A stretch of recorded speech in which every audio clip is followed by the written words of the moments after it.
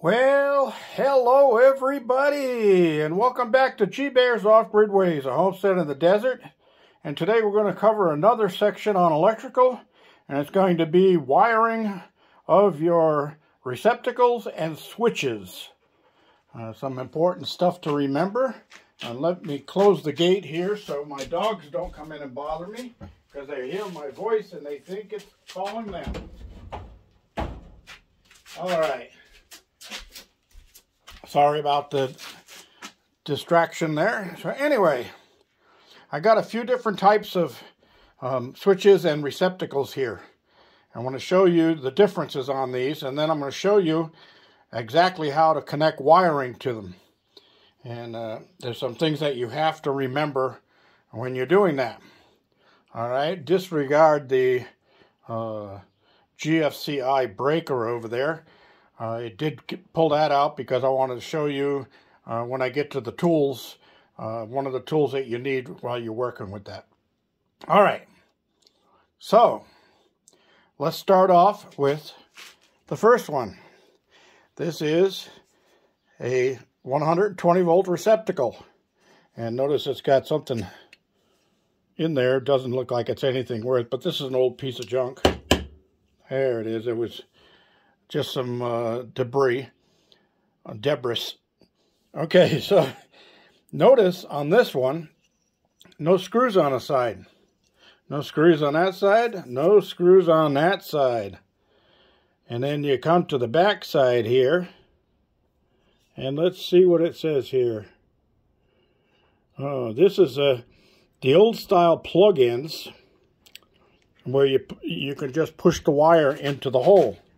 Now these, they don't sell anymore. They pretty much outlawed them in just about every state I can think of. But why? Well, because the way it works is you skin off about a ½ an inch of the end of your wire, copper wire, solid wire, and you push it into the hole, and then there's a little spring piece of spring brass in there that grabs a hold of the wire, so if you try to pull it back out, it won't come out. Why did they outlaw them? Sounds like an easy way of wiring, right? Well, the problem is that these are going in 20 amp circuits, and the contact on the wire itself is just like a razor blade touching one side of the wire. Okay, there's hardly any contact there. So it's just a fire hazard. So if you've got these, get rid of them, throw them away. I keep them around for low voltage in case I want to wire up a low voltage unit, and then I spray paint the front of it with a different color, like blue or something like that, so I know that it's not a 120 outlet. And also right on the plastic cover plates that you put over them, you can write right on there 12 volt low voltage. Okay, so next are the cheapos right here. Okay, now this is decor style, and this is actually one of the ones that they put the little plastic things in the slots, so kids aren't supposed to be able to stick a paper clip in there and get electrocuted. But you notice on the back they've got these same push-in holes, but they're little tiny holes, and about the only thing that's going to fit in there is probably, well, you might be able to get 14 gauge solid in there, but I would bet 16 gauge solid. So you can't use these because you got to use 12 gauge wire, solid wire, for your receptacles for 20 amp. Okay, so another thing to watch is one side has got brass colored screws, and the other side has got silver colored screws. Okay, and why? Well, the brass colored screws are for the black wire. The silver colored screws are for the white wire. The ground wire goes on the ground screw or the green screw. The green is worn off of this one. There's still a little bit inside of it. But that's how that works, okay? Now this type, you actually have to wrap the wire, strip the wire, and wrap it around the screw. Now, That's where a lot of guys make mistakes. First of all, when you wrap the wire around the screw, code requires it to go at least 3/4 of the way around. Okay, 3/4 of the way. So if it starts here, it's got to come almost all the way back to the same position before it's legal. So you're going to make a good size loop in it. So how is that done? Well, let me get a piece of wire here. I've got some Romex to show you. Of course, if you're moving off grid, I recommend you use MC cable like I showed before, because MC cable, the rats won't chew through it. This is just a delicatessen for rats. So in order to strip this wire, you need a box cutter knife or X-Acto knife, and you're going to go in the back side, right where the seam is usually the best, and just enough to go through the insulation, just barely go through it, and stay as close to the center as possible so you don't scrape insulation off either the black or the white wire. Down the center is where the ground wire is, which is actually right here, as you can see, and that's where your blade ran down, so you don't have to worry about stripping that and ruining your wire connection. All right, so next you take your cutters and you can cut off that extra junk that's on there, and you can do the same thing with the little papers that they used to separate the wires. Now, some electricians get lazy. They don't cut those off. They just push them to the back side. I take them off because it is just a brown piece of paper, and it's highly flammable. I mean, you touch a match to this and it goes right up. So I don't get lazy. I take them out and throw them away. All right. So the next thing we're going to talk about is how to loop the wires to go on to your receptacle. Okay. So first thing we're going to do is we're going to strip about 5/8 of an inch of insulation off of this unit. And then if you look at these pliers, let me get this up a little bit higher while I'm working here. Okay, you look at these, and right in the bottom of the unit, there's a hole right there. So if you put that through, just to where it comes through, you can actually bend a loop in your wire to get it started. Okay, so now this is the black wire, so that's going to go on the gold screw side. Now, make sure when you wrap the wire around, it is going clockwise around the screw, this way. Okay, do not put it counterclockwise. If you put it counterclockwise, when you tighten the screw, you're going to open this back up again. Okay, so I put it in like this and work it in until I get it looped around as best I can. And then I like to take my pliers and I grab the tip on one side and just give it a good squeeze like that. Now you can see in there, it is at least 3/4 of the way around. Okay? Now you would tighten the screw. You would use a flat screwdriver. Now these are electrician screwdrivers. They're plastic coated up the shafts on a Phillips for one and a flat for the other. And that's so that you can reach into an electrical panel and not worry about the shaft shorting out against the bus bar.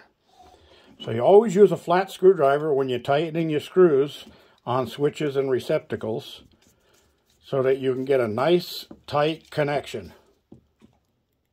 Okay, and trust me, you can squeeze. I don't care how strong you are, unless you're the Hulk. You can really put the torque down on that to get it tight, and you do want to do that. Okay, you do want them to be very, very tight. That's important. All right, so we've got that one done, and then you would go and do the other side with the neutral wire. All right, let me take this apart and put this receptacle aside, because I want to show you my favorite type of receptacle. We'll get that one out of the way. We'll get that one out of the way because we already went through those. Okay, so my favorites are what they call backstabs. Okay, and if you look, there's a little metal plate right there behind the screw head on all of these, and you notice that there's a little notch in the plastic right there. Okay, that's so you can take your wire, and you're going to strip the same thing, about 1/2 inch to 5/8. All right, but instead of having to make that loop in it and remember which way to turn the loop, you can take it. Now we're going on the silver side because I got the white wire. Okay, so you just shake it to loosen up that little metal plate and put the wire in right behind it. Just like that. Up to where the insulation hasn't gone under the unit yet. And then you will tighten the screw again.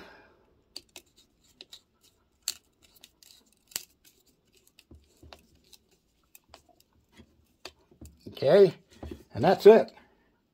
That's how easy that is.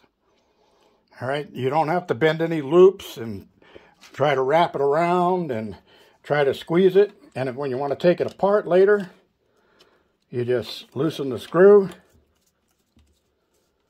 and pull it out. That simple.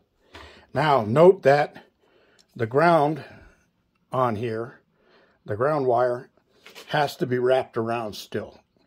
It doesn't have a way of just, well, actually, this one does. Yeah, this one does have a way of just stabbing it behind it. So these cost a little bit more, but the work they save is well worth it. All right? So that's another one. Okay, now the other thing is, remember, you got a large spade and a small spade. The large spade is always going to be your neutral side, and the small spade will always be your hot side. So that's that. All right. So next is light switches. Now on light switches, a lot of people still use 14 gauge wire, of course, for their lighting circuits in residential, not in commercial. In commercial, it has to be 12 gauge. But in residential, you can use 14 gauge wire for your switches. Now notice 2 brass screws, the only thing you have on here. Okay, so it's going to be 2 black wires. So, if you're going to be using a piece of Romex or even a piece of MC cable for your switch, you want to do one more thing. When you run this, of course, you got to have a hot coming in and a hot going out on your switch. You're going to have a hot coming in and a hot going out.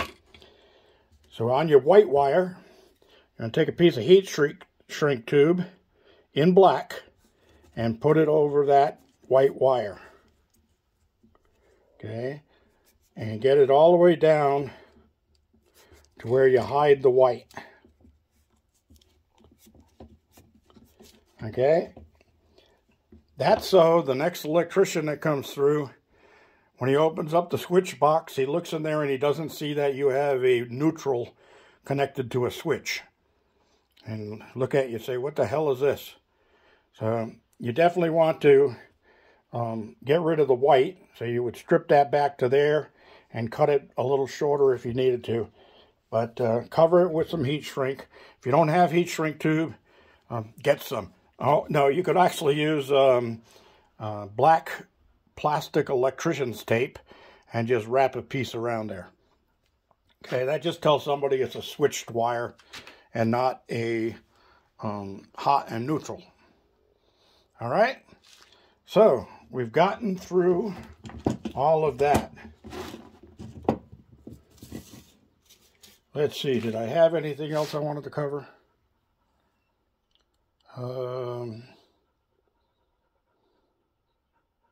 No, that looks like about it.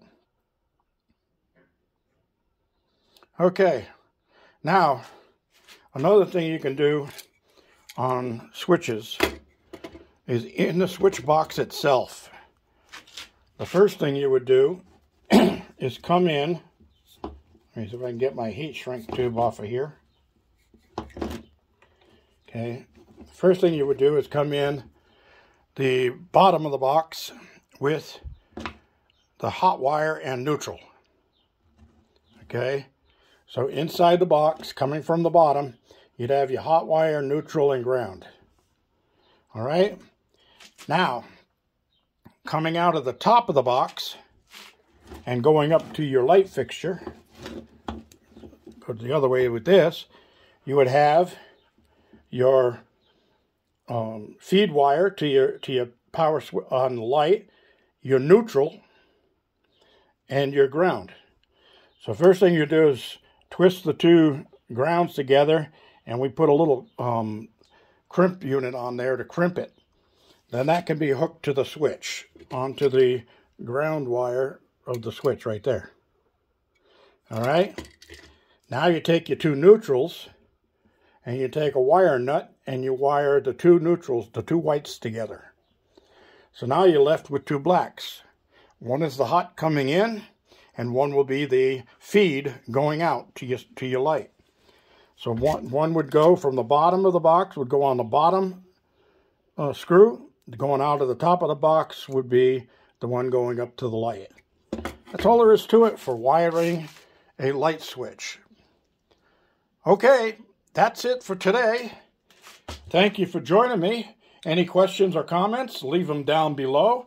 I'll be glad to answer those for you or clarify anything that I just didn't get clear enough. But very simple, nothing to be afraid of when you're doing this stuff. Just always remember, if the breaker is shut off, you can work on that circuit all day long. There's not going to get you shocked because there's no electricity going to the circuit. That's it. This is G Bear reminding you, don't forget thumbs ups down there. Don't forget to share and subscribe. And save this so you can look at it in the future if you need to remember how to wire switches and receptacles. This is G Bear signing off.